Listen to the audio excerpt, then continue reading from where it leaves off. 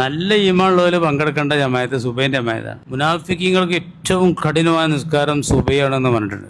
മുസ്ലിങ്ങളെടുത്ത് വന്നാണ് ഞങ്ങൾ മുസ്ലിങ്ങളാണെന്ന് പറയും. അതിൽ കിട്ടാനുള്ളിടത്തോളം ആനുകൂല്യങ്ങളൊക്കെ ഒരു ആ വാദം കൊണ്ട് തടുക്കാൻ പറ്റിയ പൊരുക്കൊക്കെ തടുക്കുകയും ചെയ്യും.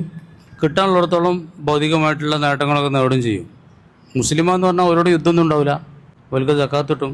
അവർക്ക് മുസ്ലിം എന്നുള്ള നിലക്കുള്ള എല്ലാ ആനുകൂല്യങ്ങളും കിട്ടും. അതിന് വേണ്ടിയിട്ടാണ് എന്ത് പറയുന്നത്, ഞങ്ങൾ മുസ്ലിങ്ങളാണെന്ന് പറയണത്. അതിന് പള്ളിക്കൊക്കെ പോവും, നിസ്കരിക്കാനൊക്കെ ഉണ്ടാവും. മഗ്‌രിബിനൊക്കെ മഗ്‌രിബിനൊക്കെ ആകുമ്പോൾ ചിരിക്കണം. മഗ്‌രിബിന് പറയാൻ മുനാഫിക്കുകൾ ഇപ്പോഴും ഉണ്ടെന്ന് തോന്നുന്നില്ലേ? എല്ലാ പള്ളിയിലും ഭയങ്കര ആളുള്ള മഗ്‌രിബിന്. നല്ല ഈമാനുള്ളവർ പങ്കെടുക്കേണ്ട ജമായത്ത് സുബൈൻ്റെ ജമായത്താണ്.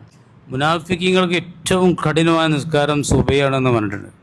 ഇപ്പം ഇന്നലെയൊക്കെ ഒരു കുട്ടി എന്നോട് സംശയം ചോദിച്ചാണ്, സുബൈ ചിലപ്പോൾ കളറുണ്ട്, അല്ലാത്തൊക്കെ റെഡിയാണ്.